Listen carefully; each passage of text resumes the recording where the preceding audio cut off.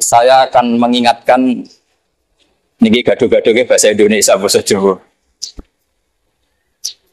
Bapak kula niku riyen ngaos teng Ki Zubaidi ngantos khatam terus mondok teng mriki teng Badolah. Sause qiraah masyhura. Badhe niku mondok teng sarang menangi Bazubair kang 1 tahun. Dari cerita tentang hajan yang paling saya kenang itu setunggal. Beliau pernah didhawuhi Badolah. Bapak saya namanya Nur Salim. Nur dhisik iku ana wali salat tuh nganti 1000 rakaat. Jadi ini kesempatan jenengan nak daftar di wali ini kudu nate salat 1000 rakaat. Mungkin sing ACC kula KPU ne kula. Nanti registrasinya teng Gus Abad, Gus Muhammad Abad.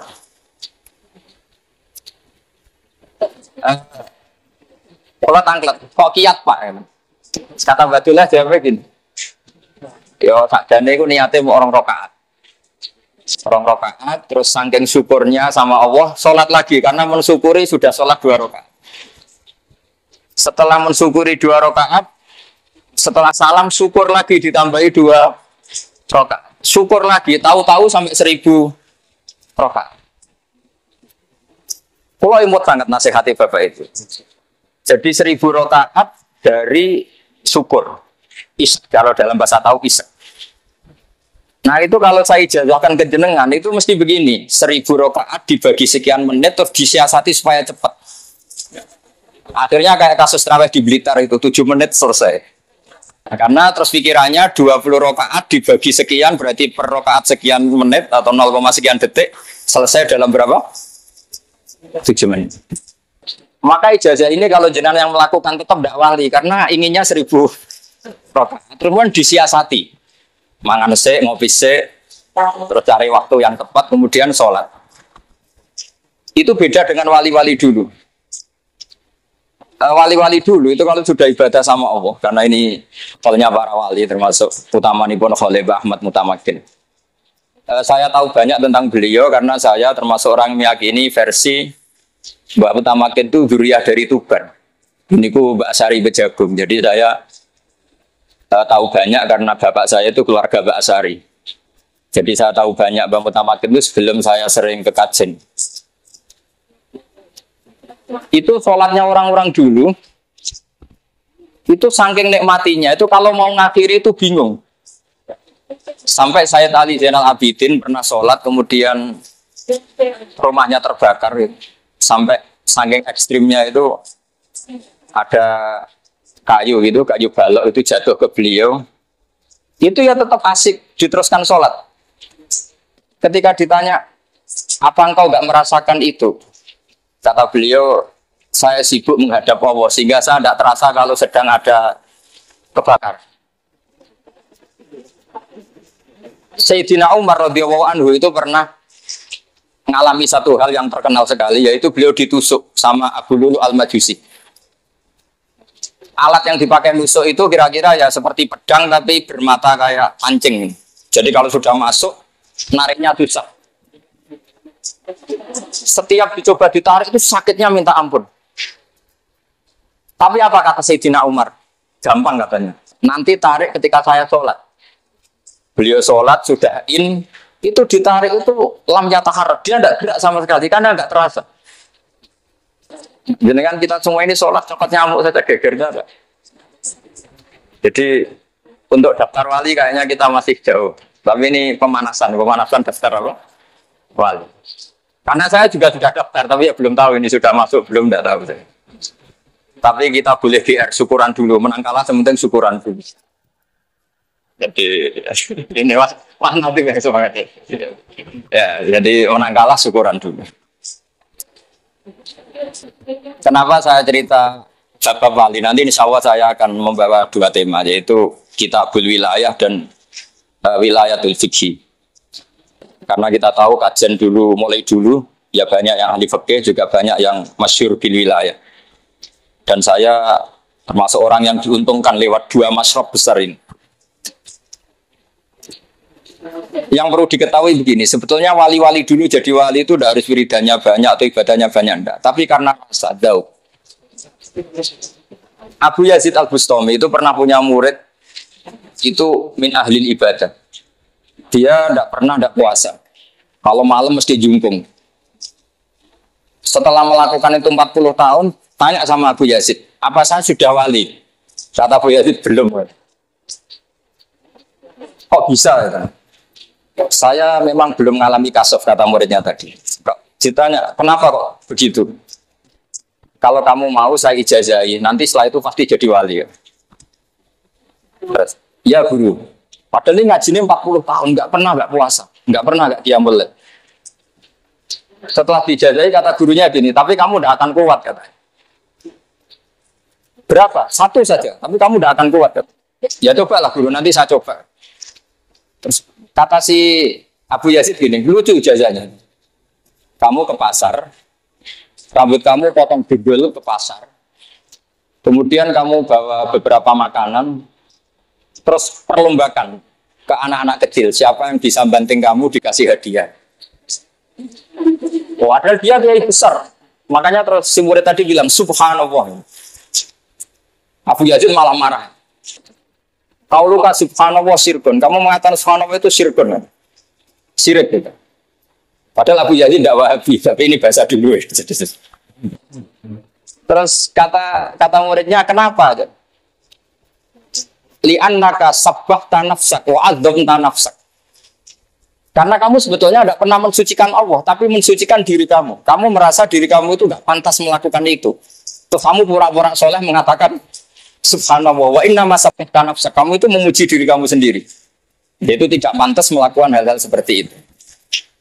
Terus kata Abu Yazid Al-Bustami, ya gara-gara itu kamu tidak akan pernah jadi wali. Katanya. Artinya apa? Ternyata ibadahnya dia 40 tahun itu hanya ingin jadi cari prestasi.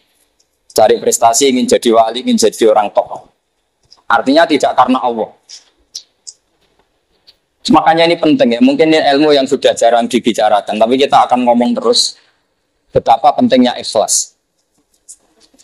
Dulu Mbak Maksum Lasem itu dulu juga pernah ngaji di Mbak Maksum Damaran di buyut saya itu pernah pas pertama ngiyai itu amin wiridan terus habis sholat wiridan terus ditanya sama temannya gue disik rata wiridan dan saya wiridan perkara ini gue isen tuh didelok santrimu akeh arah wiridan tak pantes kata beliau iya pertama mergo isen suwe-suwe lali lapas lali kok ikhlas makanya harus ada gerakan lali nah lali itu ikhlas. Makanya saya ini termasuk orang yang anti pidato umum, tapi ada pengecualian 2%, itu termasuk kajen sama kudus, karena saya kalah sepuh. Jadi ini korban dibully ini sama Gus Mat, sama keluarga kajen. Saya itu diundang pengajian umum jarang mau, termasuk diundang UIN beberapa kali saya juga gak mau. Karena saya memang tadi sudah daftar jadi wali tadi, meskipun saya tidak tahu terima apa enggak. Ini penting. Nah karena saya mulai kecil di sarang dan fakih saya fakih ala Bazuber karena sampai sekarang saya juga ngajar mahali sama anak-anak sarang. Saya ingin daftar wali lewat jalur fakih. Nah ini yang perlu saya bicarakan panjang lebar. Ini lebih ringan. Dalam kitab usul fakih yang dikarang Zakaria Al-Ansori namanya Lubul Usul, kemudian disarai Basahal namanya Thariqatul Usul. Itu beliau mengutip Zakaria Al-Ansori, kemudian dibenarkan semua syurah, semua penyarahnya. Jadi wali itu gampang. Yaitu ketika hukum fikih itu kan ada 5, kira-kira gitu ya. Halal, haram, wajib, sunat, makruh. Makruh itu ikutan mubah saja. Kata saya Zakaria Al-Ansori, beliau cerita begini, sebetulnya mubah itu tidak ada. Mubah itu tidak ada, karena yang dikatakan mubah itu boleh iya, boleh tidak. Jadi dilakukan ya nggak dapat pahala, ditinggalkan juga nggak mendapat apa? Dosa. Teori itu dikritik oleh beberapa ulama, alasannya idmamin mubahin ilawaya tahak bihi tarkul haram lima. Fa'il jamu minasukun tarkul qatli wa minasukun tarkul hibah. Karena tidak ada sesuatu yang mubah, kecuali saat itu pasti ada haram yang ditinggalkan. Orang tidur artinya dia tidak zina, tidak maling, tidak korupsi. orang jagongan, misalnya saya guyon sama Mas Nadif, lumayan daripada dugem di kafe, mendingan jagongan sama Mas Nadif. Meskipun tadi ngomongnya saru-saru kata beliau tadi, katanya tapi saru coro kiai, tapi gak saru coro orang awam. Sehingga kiai-kiai itu setahu saya tuh ya sering jagongan. Bangun sekenal saya ya jagongan terus. Saat ini ya eskal. Bangun kalau ketemu Basal ya guyon, betul-betulokan. Ini nggak bisa dikatakan omongan yang tidak penting itu enggak. Karena dari keasikan itu ada sekian haram yang ditinggalkan. Jadi tidak ada sesuatu mubah dilakukan kecuali saat itu pasti meninggalkan keharaman. Terus diteruskan oleh beliau, watarkul haram wajibun. Padahal meninggalkan haram itu wajib. Sehingga melakukan mubah juga wajib. Jadi sebetulnya para kiai, para santri yang semengi turu rata hajud, anggap saja melakukan kewajiban.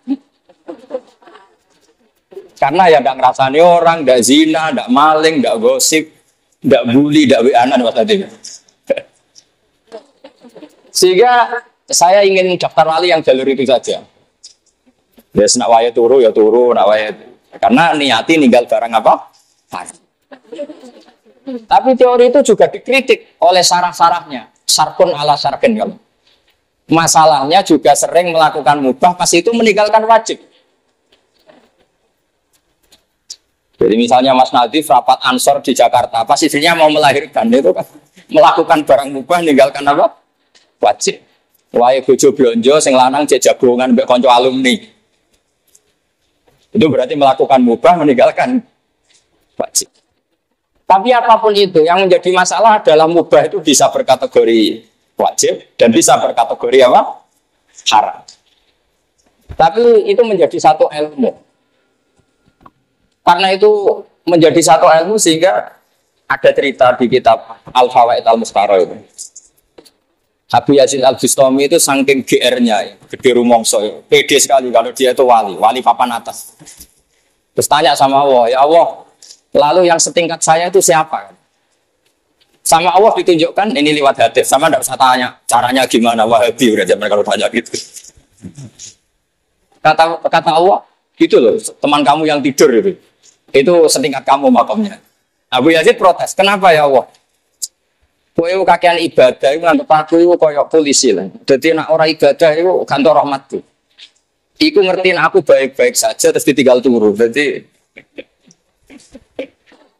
saya ingin daftar yang itu katanya makanya ini. Jadi saya ini sudah daftar tapi yang jalur itu aja. Saya kemarin Pilpres itu juga ngaji masif. Saya bilang Ar-Razik itu Allah, Al-Mudabbir itu Allah, yang ngatur dunia itu Allah. Nggak mungkin dong kita fanatik 01 atau 02, tetap yang ngatur dunia itu Allah. Kamu fanatik kan karena kalau dipegang ini nanti dunia jadi gini, dipegang ini begini. Mana ada makhluk punya pengaruh sebesar itu? Kayak rata wajib tauhid. Jadi menurut saya ya sudah biasa saja. Atas nama prosedur negara, prosedur demokrasi ya kita milih salah satu, tapi tidak usah iman-iman banget. Iman ya sama Allah Subhanahu wa Ta'ala.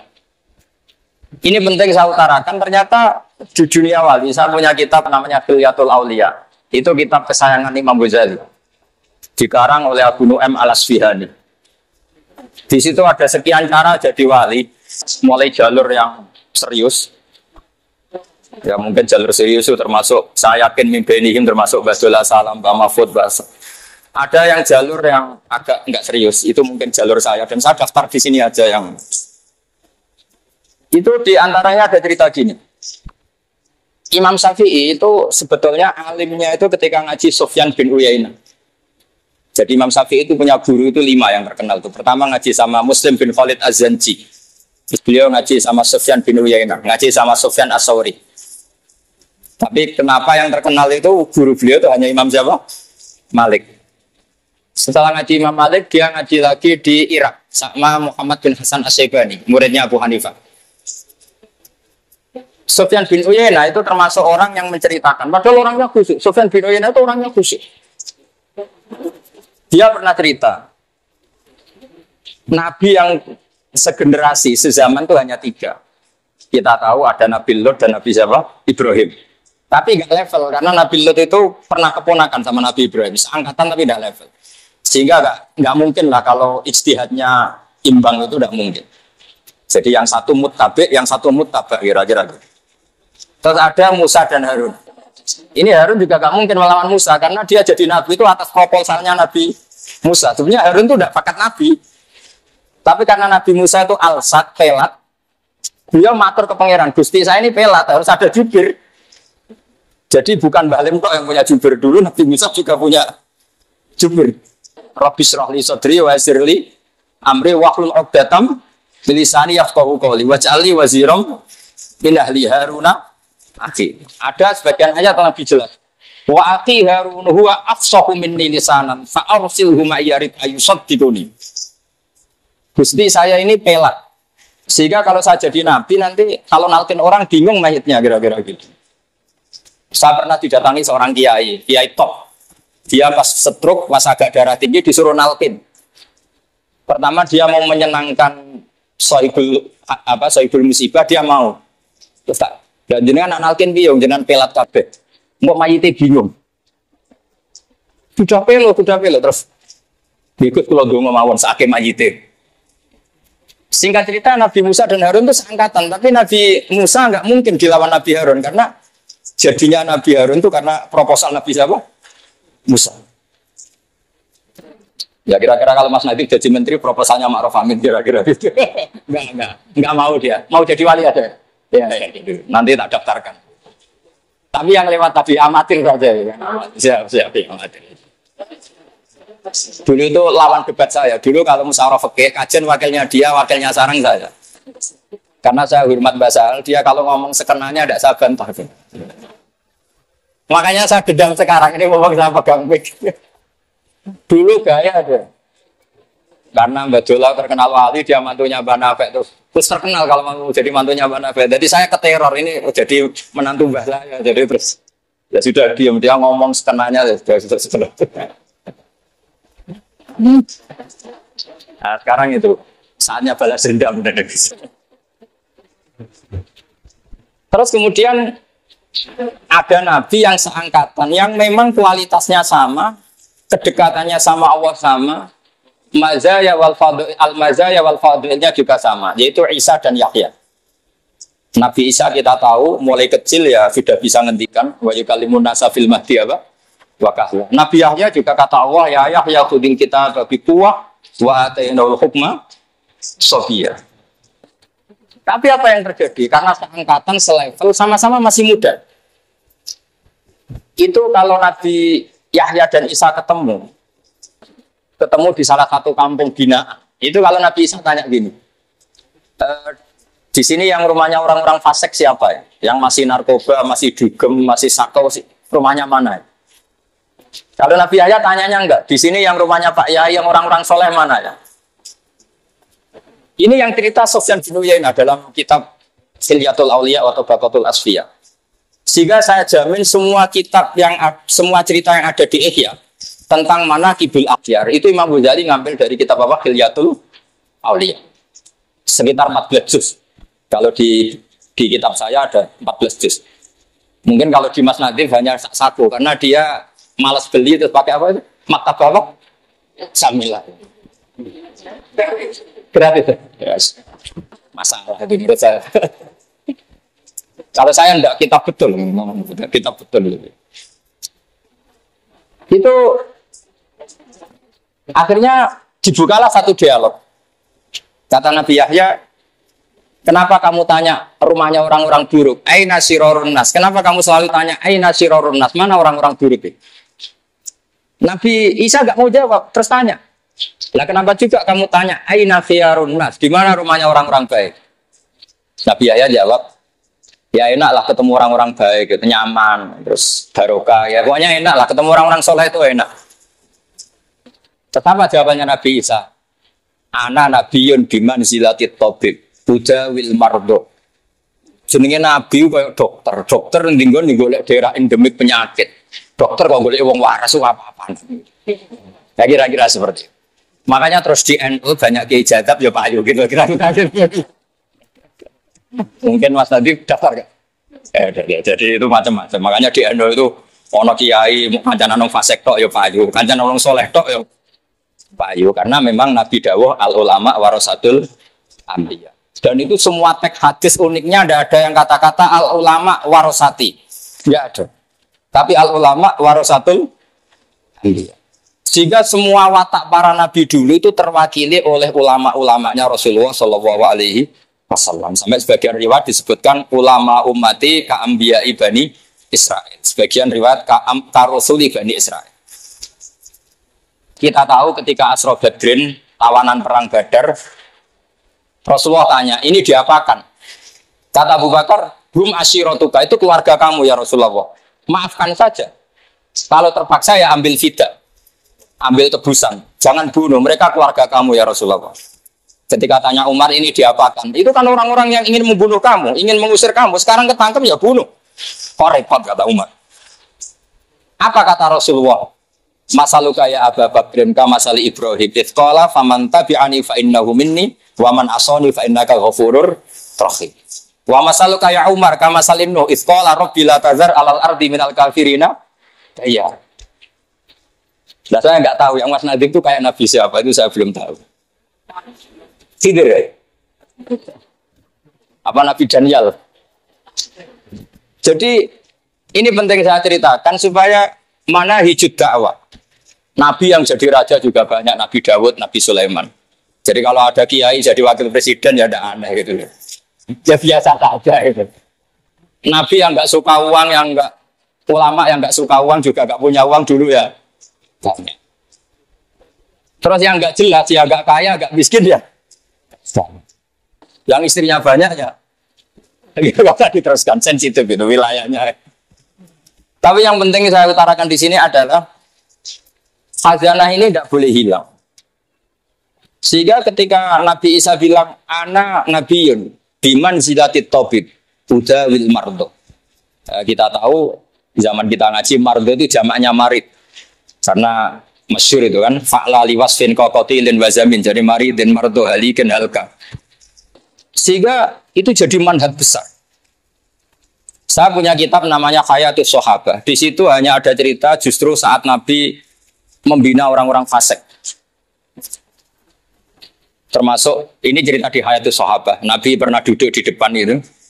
Nabi itu dahar. Nabi itu unik. Kalau dahar memang dipertontonkan ke orang banyak. Dan daharnya itu tidak priayi. Cara ukuran priayi Arab itu tidak priayi. Ketika ada mumisah liwat, nggak usah diterjemah mumisah itu apa, karena ya sudahlah kira-kira sendiri maknanya. Muradisnya itu bahiyah. Kalau terjemahan Indonesia tidak tahu saya, bahwa mumisah itu ya mumisah itu bahiyah. Dulu kalau zaman Pak Harmoko bahasanya bagus, wanita harapan deh. Ya dulu kan pernah mau diperhalus dengan ketika lewat dikomentari gini. Orang gitu kok ngaku nabi, ya kulu kama ya kulul abdu. Dia makan nggak priayi kayak budak. Tapi apa kata Rasulullah? Oh iya, saya memang budak terbaik. Tentu maksudnya nabi itu budaknya Allah. Lalu salah saya apa lagi? Ya salah lah, makan nggak tawa-tawa gitu. Terus kata Nabi, ini ada di kitab Hayatus Sahabah di juz 1. Tapi di Maktabah Sambil ada juznya ya. Wah, repot. Terus kata Nabi, ya sini silahkan makan, tak kasih. Oh enggak saya maunya yang sudah kamu kunyah. Maunya yang sudah kamu kunyah. Sama Nabi dikasih, yang sudah dikunyah dikasih. Ya sudah ini makan. Itu barokahnya riku Rasulillah. Di kitab itu disebut salam tarstus ba'dahu abadan. Setelah peristiwa ini, dia tidak lagi melakukan rofas. Ya rofas gak usah diterjemah lagi. Padanannya itu kata bahasa Arab azina. Falam tarfus ba'dahu abadan atau ba'dahu abadan. Ba'dahil waqi'ah abadan. Jadi di situ di Hayatus Sahabah itu banyak cerita Nabi membina orang-orang fasik. Termasuk ada seorang pemuda yang hiperseks. Ya Rasulullah, saya ini orang Arab. Saya ini hiper. Saya mau masuk Islam syaratnya diberi izin zina. Karena itu nggak mungkin, geger sahabat. Ketika Nabi dengar ada geger-geger, tanya itu ada apa?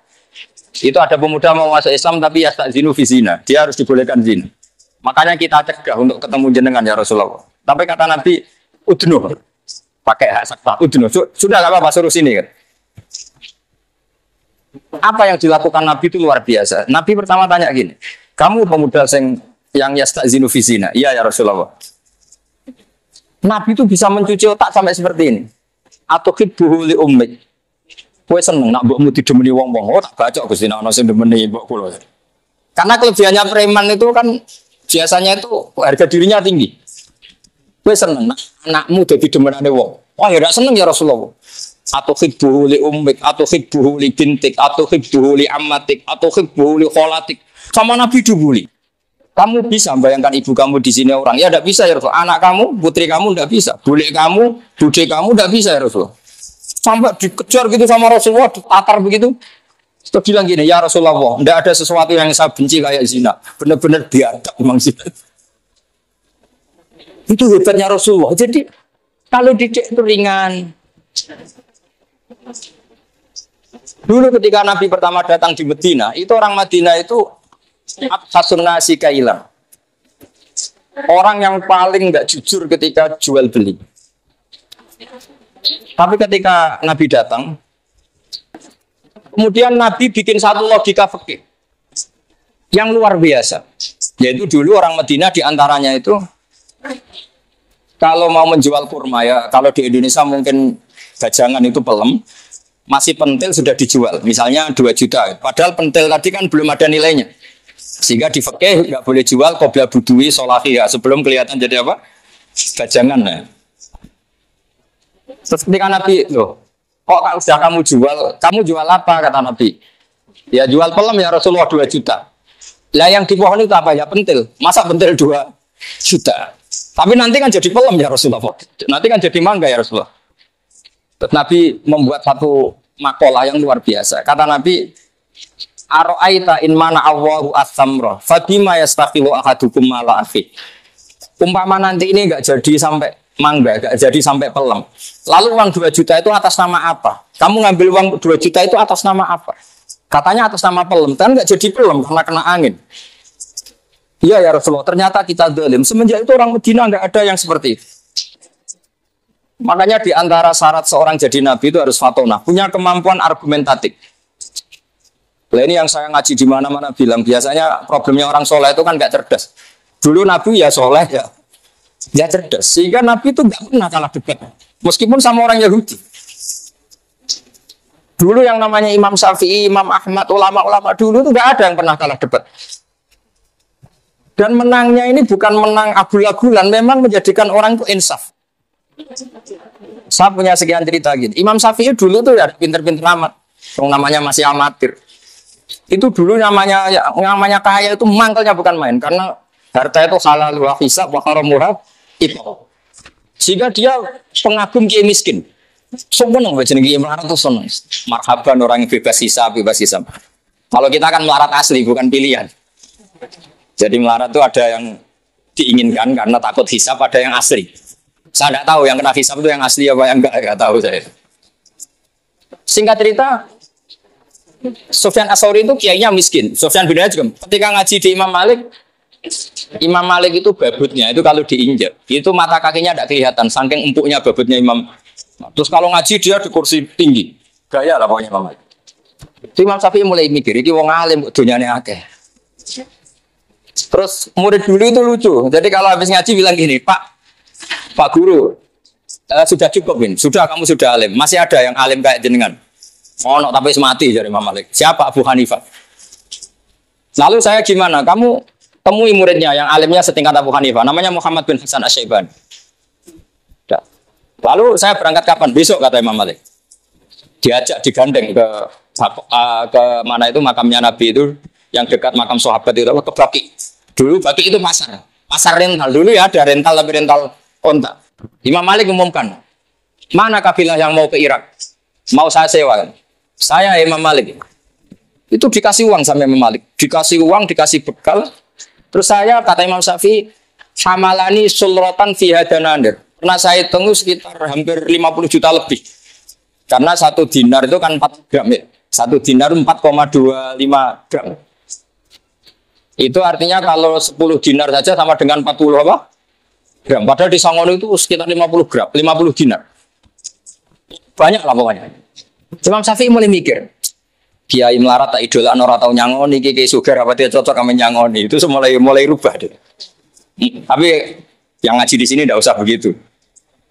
Singkat cerita terus dia datanglah ke Irak. Ke Muhammad bin Hasan Asy-Syaibani. Lebih ngeri lagi. Di ruang tamunya Muhammad bin Hasan Asy-Syaibani itu ada emas lantaan. Jadi kalau ngitung uang itu di ruang tamu Muhammad bin Hasan Asy-Syaibani. Itu bisa dipraktekkan kiai sekarang. Kalau ngitung uang itu kesunatannya memang di ruang tamu. Supaya santri gak kepikiran nyalami template. Karena kiainya uangnya sudah banyak. Itu dari emas lantaan terus ditutupi dipindah ke sunduk ke satu peti yang lain gitu. Imam Syafi'i mulai ngeper, waduh, saya melihat kayaknya Imam Malik sudah aneh, ini lebih aneh lagi ya. Terus kata Muhammad bin Hasan Asy-Syaibani karena dia ahli usul fikih, pakar usul fikih, dan nanti ini menjadi awal cerita kenapa Imam Syafi'i jadi ahli apa? Usul fikih. Makanya beliau menanti ngendikan annasu fil fiqhi iyalun ala Abi Hanifah. Semua orang yang ngaji kitab saya berarti utang jasa sama Abu Hanifah karena dia pertama ngaji usul fikih itu gara-gara madzhabnya Muhammad bin Hasan apa? Asy-Syaibani sahibu Abi Hanifah. Imam Malik itu anti usul fikih karena dia ahli hadis. Ya, oke. Wah, ini provokator ini. Berarti Wahabi itu Maliki. Itu terserah dengan iman apa enggak. Yang jelas enggak wajib iman. Setelah Imam Syafi'i takjub, kata Muhammad bin Hasan Asy-Syaibani karena beliau senior ya tenang. Kenapa ya Fatah? Manggilnya masih kenapa ya Fatah? Ya heran saja kiai kok kaya. Orang alim kok kaya. Kamu heran? Iya. Ya sudah tak kasihkan orang fasik. Ben digo demenan go tombok. Ampun nak digo fasik digo zina digo tombok. Ya ana tak kene wong sing ra jelas-jelas ben digo alat ra jelas. Ampun, kiai mawon segadah. Terus mulai mikir, iya ya nak donya dikuasai wong fasik ku ya repot. Wong alim juga mboten napa-napa mboten. Itu mulai terubah. Terus setelah dia rubah, dikocok sama Muhammad bin Hasan Asy-Syaibani. Khairul mali ma yusarru bi siddiq wa yukmadu bil adu. Api-api donya iku kanca seneng mergo iso nyangoni, musuh ra seneng. Imam Syafi'i mulai mikir, iya. Di antara alamatnya wong bener walau karihal kafirun walau karihal musyrikun. Kira-kira wong kafir itu seneng kiai juga apa kiai melarat? Enggak kira-kira. Kira-kira wong kafir itu seneng kiai jabat apa sing ora jabat? Iku Mas Adi. Kira-kira wong kafir itu seneng kiai sing dipengaruh apa sing ora dipengaruh? Semenjak itu Imam Syafi'i mikir, iya. Nak wong Islam duwe syauka, wong kafir gak seneng. Nak wong Islam dipengaruh, wong kafir gak seneng. Kulo nu asline ra seneng terkenal, mboten seneng blas. Tapi kulo nu kadang-kadang yo mikir, misalnya kiai alim gak duwe fan, gak duwe muhibbin. Sing di muhibbin mau penyanyi ndang, terus piye nek duwe. Jadi akhirnya Imam Syafi'i mulai keterusan. Saking keterusannya Imam Syafi'i duwe fatwa ngeten, ada orang kuat beli Alphard kok beli carry tua haram ya begitu. Iya, orang kuat bikin rumah tingkat kok melek haram. Terus keterusan. Masyhur madzhab Syafi'i al-Islam ya lu wala. Yo lah sampai kafir dhimmi kok naik kuda. Orang Islam enggak boleh naik khimar, harus di atasnya kafir dhimmi. Itu korban didikan Muhammad bin Hasan Asy-Syaibani. Sehingga Imam Syafi'i itu terus mulai ngarang usul.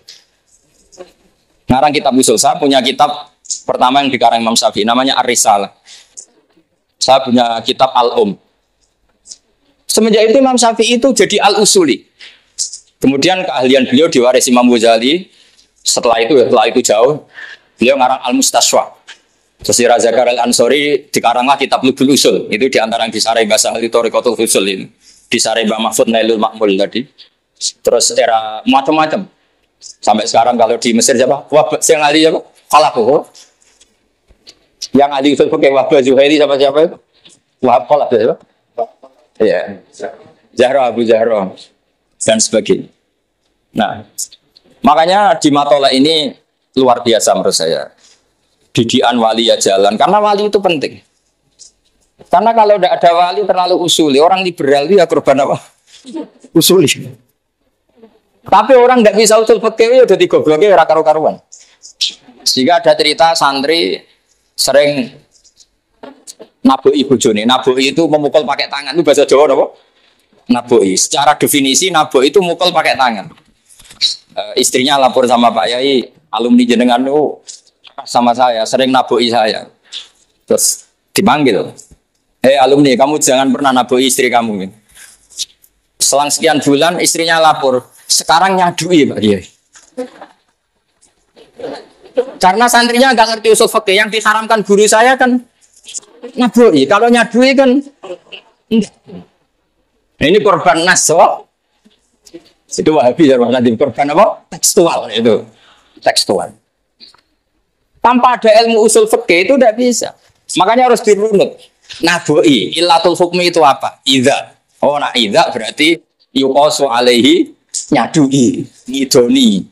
Termasuk yuqasu alaihi gak ngrumat itu ya lara tenan wong melarat itu ya lara tenan. Nah, sehingga apa yang terjadi begini? Ini senam usul fikih. Sebagai bentuk penghormatan saya sama Mbak Sahal.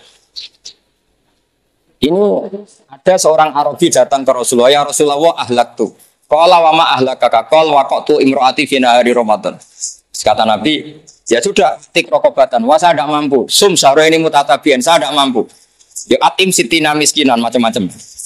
Ya Rasulullah, saya ini kecelakaan. Kecelakaan apa? Saya bergaul intim sama istri saya fi nahari Ramadan. Terus kata Nabi, ya sudah kamu harus bayar kafaroh, yaitu merdekakan budak atau puasa 2 bulan berturut-turut. Terus kata pemuda tadi, ya Rasulullah, puasa 2 bulan, kemarin baru 5 hari aja kecelakaan gitu, malah disuruh puasa berapa? 2 bulan. Nah ini problem usul fikihnya begini. Ada ulama yang mengatakan hukuman seperti itu hanya diberikan pada orang yang menjima istrinya fi nahari Ramadan. Itu juga satu pendapat yang bisa salah bisa benar karena masalah ijtihadiyah. Tapi banyak ulama, uniknya yang pendapat ini Imam Malik, orang yang anti usul fikih. Kata Imam Malik, misalnya jam 9 ya, kalau saya atau Mas Nadif terus makan mie. Kenapa makan mie? Kepengen naik.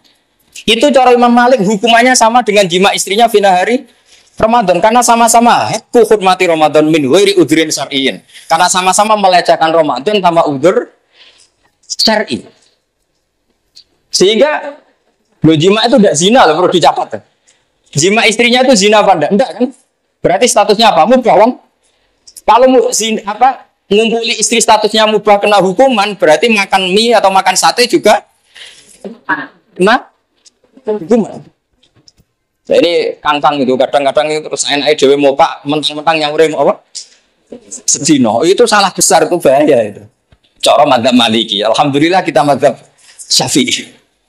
Jadi uniknya ulama itu gitu. Imam Malik nganggo wali ini wis ora pantes Ramadan kok mangan tanpa udzur. Imam Syafi'i sing ahli usul fikih gak ngaku usul fikih. Kata beliau, hukuman itu la yuqasu alaih. Jadi nggak boleh dikiaskan kalau hukumannya tentang jima fi nahari Ramadan ya jima saja, yang lainnya enggak. Tapi cara sampean jadi malaikat sing jaga ketertiban puasa. Kira-kira dukung Imam Malik apa Imam Syafi'i? Mangkel gak misalnya ada orang jam 9 terus nyate di pati sewante tamudur. Dukung siapa? Malik. Jadi wali itu ya aneh, padahal dia anti usul fikih. Imam Malik itu anti usul fikih. Tapi dia pakai sentimen walinya. Pakai hijrah wali. Ora pantes. Mau tanpa uzur kok. Makanya ini jadi masalah fikih yang sampai sekarang. Jadi makanya khazanah seperti ini di matolek gak boleh hilang. Semua muqarrar di matolek di MGS itu sama. Usul fikih ya diajarkan, fikih mateng ya diajarkan, tarikh ya diajarkan. Karena ini penting karena secara logika-logika yang dibangun para nabi itu kata Rasulullah al ulama warasatul anbiya. Saya ngaji di mana-mana sering cerita. Sayyid Abdul Al-Haddad itu kalau ada orang sowan ditanya, kamu ngaji siapa? Misalnya ngaji sama Mas Nadif. Pernah nangis nggak kalau pas ngajar? Nggak pernah katanya. Jondok. Itu kata lereni ngaji sama kiai seperti itu. Hatinya atos reso nangis itu. Kata Sayyid Abdul siapa? Al-Haddad. Tapi kalau Abdul Hasan Asadili kebalikannya. Kalau tanya, ngaji gak sopo sama kiai ini. Kalau ngaji pernah buyung enggak pernah nangis terus. Lereni ngaji sama kiai seperti itu. Wong ora iso syukur. Itu masyhur. Nah, saya ya agak sadili dalam dalam seperti itu. Karena itu adalah cerminan debatan Yahya dan Isa. Yahya itu orangnya happy. Isa itu panik. Digojlok.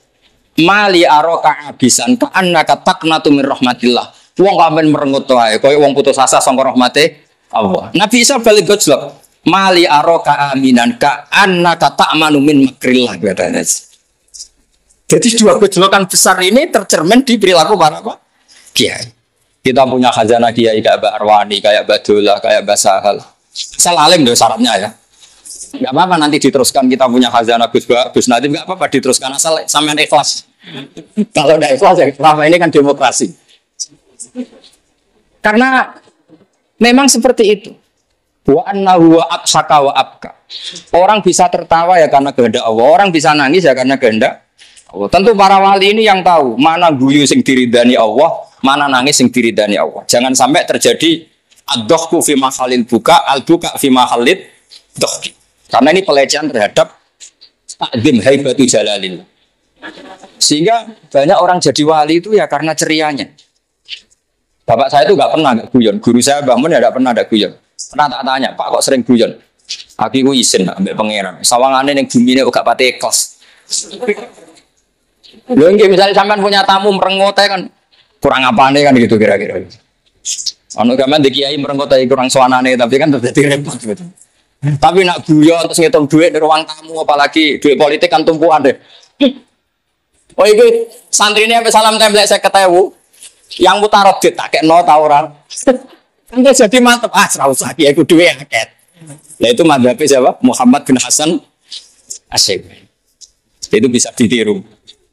Jadi dia kalau ngitung emas, dulu uang itu kan pakai dinar, itu di kamar di ruang apa? Ini penting saya utarakan sehingga kalau ada kiai-kiai yang suka syauka, suka pangkat, anggap saja semoga masuk walau karihal kafirun, walau karihal apa? Mujrim. Sayyid Qutb itu termasuk diantaranya ikut ikhwan dulu sebabnya itu ketika dia kuliah itu di barat dia menyaksikan ketika meninggalnya presiden ikhwan Hasan Al-Banna itu gereja-gereja itu dosen terus dia berpikir alamatnya wong apik itu nak pas mati disenengi wong apa kafir berarti hidupnya beliau itu karihal kafir terus dia mulai tertarik meskipun saya tidak nyarankan sama ikut ikhwan saya sendiri juga nggak setuju. Cuma cerita saja, cerita. Jadi dulu itu, makanya terus, ini penting saya utarakan, kalau mau daftar wali itu tolong keseimbangan fikih dijaga. Sekarang banyak orang daftar wali tapi tanpa keseimbangan apa? Fikih. Kenangan saya sama Mbak Sahal sebelum beliau wafat, qobla sanaten min wafati itu saya sering ketemu beliau, sering sowan karena beliau memang sepupu Mbak saya. Pernah bilang gini sama saya, umpama pantes, pondok-pondok itu sertifikat. Ini kata beliau.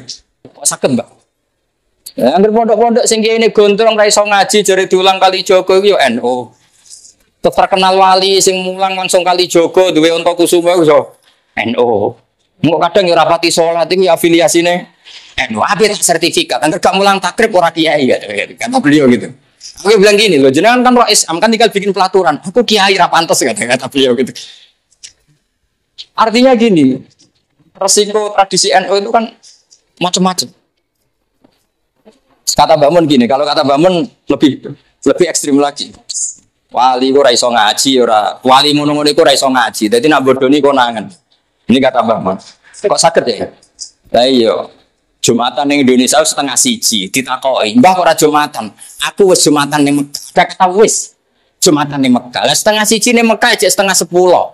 Sudah sejak turu gitu. Jadi ku wali amatir, bodoni tapi ra ilmiah. Lah yo setengah siji berjumatan takok Mbah kok mboten Jumatan, Mbah. Aku wis Jumatan ning Mekah, dong. Kata-katane wis. Kira-kira setengah siji di Mekah jam berapa? Setengah 8 ya? Iku sudah sejak ngantuk. Tapi dia bilang wis. Mestinya nak wali ini rodok pelajar wing. Ora cong engko aku Jumatan ning Mekah, rodok maju gitu. Tapi wis kadung keliru munine. Wis, mungkin enggak setengah 1 wis Jumatan di Mekah. Enggak mungkin kan karena belum masuk waktu apa? Jumat. Karena kita terpaut berapa? 4 jam. Makanya ini penting saya utarakan sehingga tradisi kajian karena dulu ya mas saya kajian banyak yang ngaji di sarang, juga beberapa mas saya sarang ngaji di kajian karena mulai dulu adatnya itu silang-silang. Makanya ini harus kita jaga, fikih ya kita jaga, ilmu wali ya kita jaga. Nah, nasihat kedua dari Mbak Dola yang dikenang Bapak itu gini, Nur, jadi wong pilihannya mau loro tok. Jadi wali itu sering ngrungokno radio. Zaman itu memang informasi itu radio. Artinya wali itu banyak apa informasi. Nah wali kan nganggo insting karena pakai kasufnya. Makanya figur Imam Malik dan Imam Syafi'i ini jadi figur yang unik. Imam Syafi'i itu usuli, tapi kadang lebih usuli Imam Malik. Kayak tadi masalah hadku hormati Ramadan. Sampai nggak bisa bilang gini, wajar Gus dihukum seperti itu karena jima. Jima itu seru, maka hukumannya berat. Ini jima istrinya statusnya kan mubah. Mubah apa enggak? Mubah, bahkan bisa saja sunat. Bisa saja wajar kalau kamu takut zina. Kalau mubah kena hukuman berarti makan kena hari Ramadan yang min ghairi udhrin syar'iyyin juga harus kena hukum. Jadi memang mazhab itu unik. Sehingga kita harus bangga dengan mazhabil arba'ah. Dulu saya pernah ditanya, Gus kalau orang-orang kampung pakai batu bata, materinya dari najis gimana? Ya gak apa-apa kata saya. Itu di MUIN dikritik sampai gak boleh dipakai karena ma'jun bisirjin, kena teletong. Tapi cara Abu Hanifah mazhabnya lucu. Abu Hanifah itu alat itu ada itu 3, alma wa turab wan nar. Alma wa turab wan nar. Tapi jangan wudu pakai api, nanti blidas kabeh. Alatnya Abu Hanifah fa inna wa ta'ala tahharul mu'minin al usad. Orang-orang mukmin yang dosa-dosa itu disucikan oleh Allah lewat neraka. Berarti neraka itu al mutahhirah. Itu sehingga botol yang dari sirjin karena sudah dibakar hukumnya suci. Tapi jangan teruskan tadi ya. Misalnya junub nggak dapat mak, dapat turaf. Ya nggak usah diteruskan begitu. Ya untuk menghukumi sirjin saja Pak. Labinah atau batu bata yang tercipta makjun apa? Disirjin, sangat litong.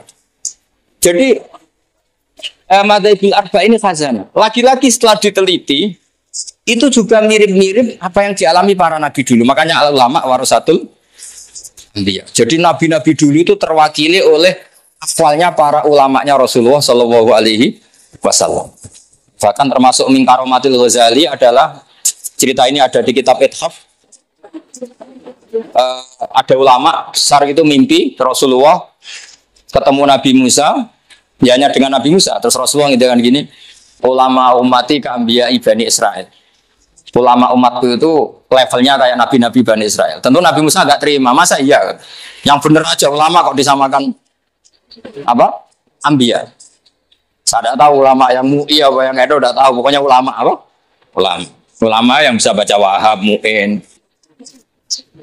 Tambah mun itu kiai itu ada 2. Ada kiai ya kiai tenan, jabat di NU ya tetap kiai. Ada jabat karena dikiaikan karena jabat.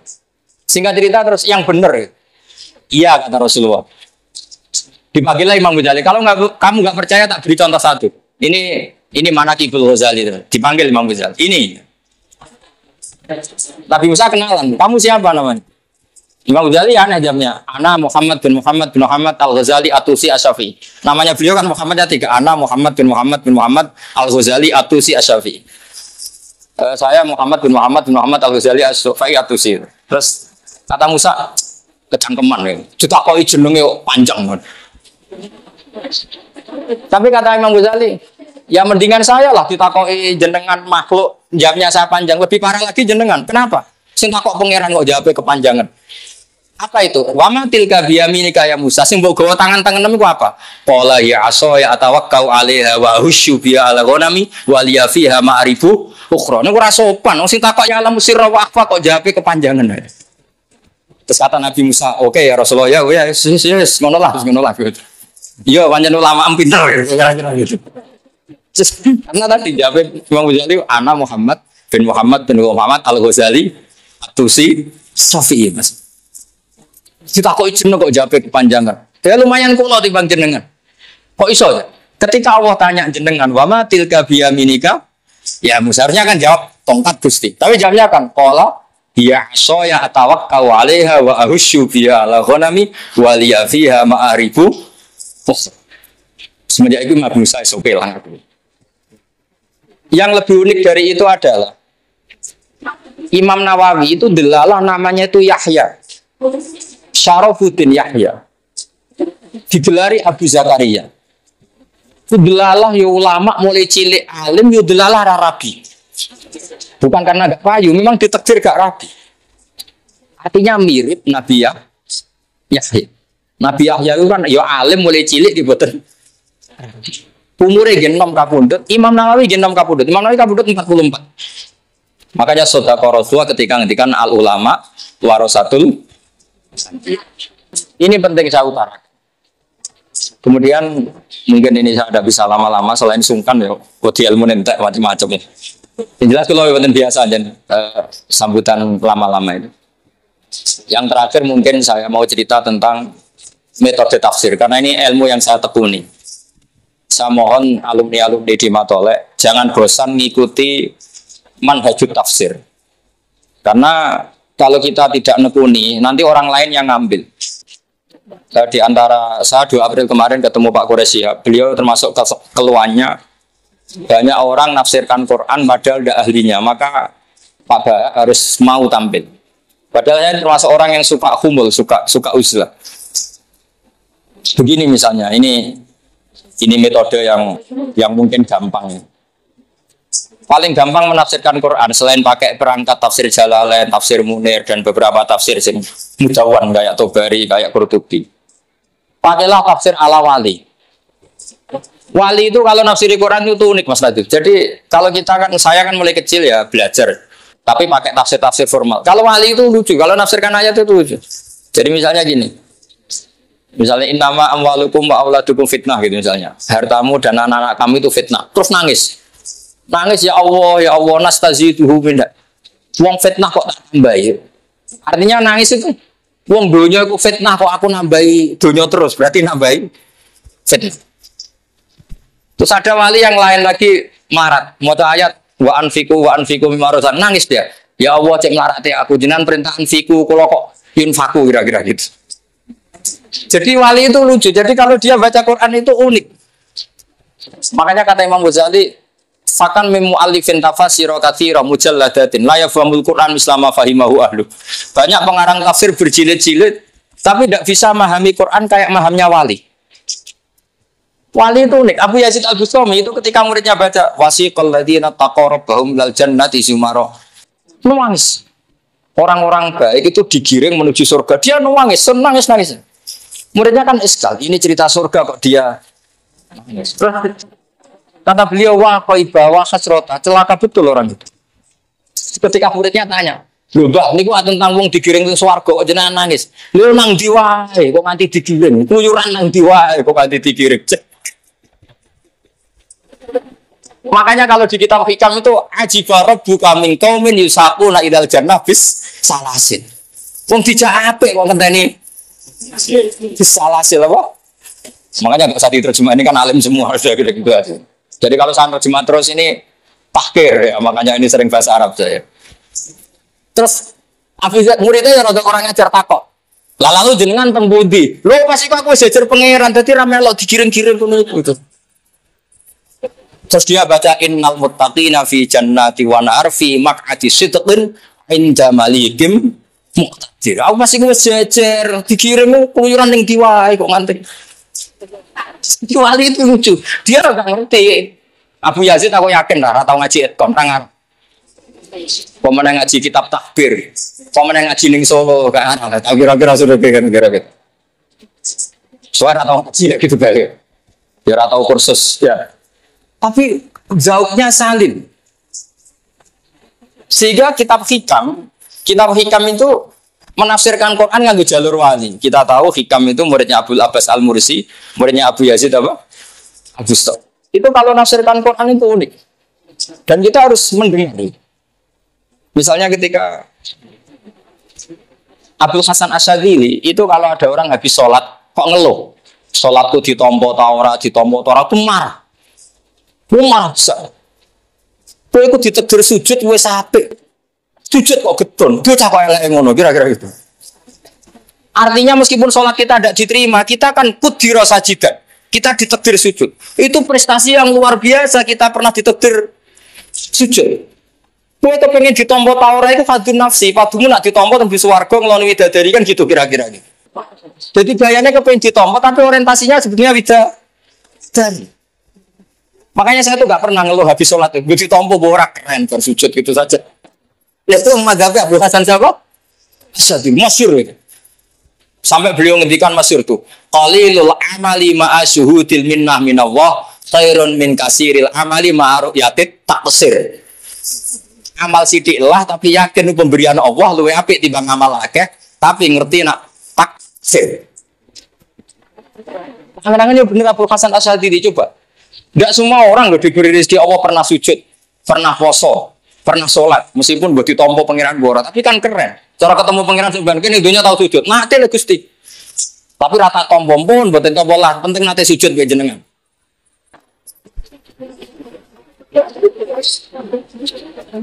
Makanya masyhur, nah itu oleh hikam diulang-ulang. Kafal amilina jazaan an radhiyakalaka ahlam diulang-ulang.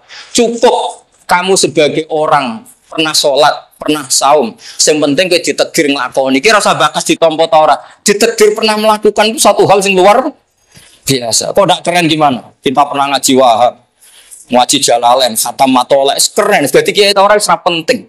Sementing ono hadis tolabul ilmi fardhatun pon tamat Matolek. Terus wes golek ilmu fardhu ain pon ate ramu barang close. Tak bisa kae tangan. Kalau mulang nggih ngoten kula ya ora ro ikhlas ta ora ya ora ro. Sementing ono hadis wong wajib mulang. Pun nate Gusti bolak-balik kula mulang. Nah ini yang terakhir saya tutup kenangannya Mbak Nafek. Dulu Mbak Nafek itu magang di sarang disuruh ngajar, sama Mbak Dola disuruh boyong. Mongkon golek ilmu malah kon mulang gitu. Tapi uniknya Mbak Dola ketika beliau sudah di dalam, akhirnya Mbak Nafek itu disuruh ngajar. Ketika ya ada kiai lain yang nasihati, kula tapi wedi salah. Siapa kiai tadi? Wedi salah koyo nabi wae. Orang nabi salah biasa. Jadi sebetulnya orang nggak mulang takut salah itu keangkuhan. Berarti dia ingin ila darujatin nubuwah. Mulane kalau mulang tuh putih pede salah lah orang nabi wae. Nah itu makanya Abu Hasan apa? Jadi ini penting sekali. Jadi ya sudah pokoknya seperti itu.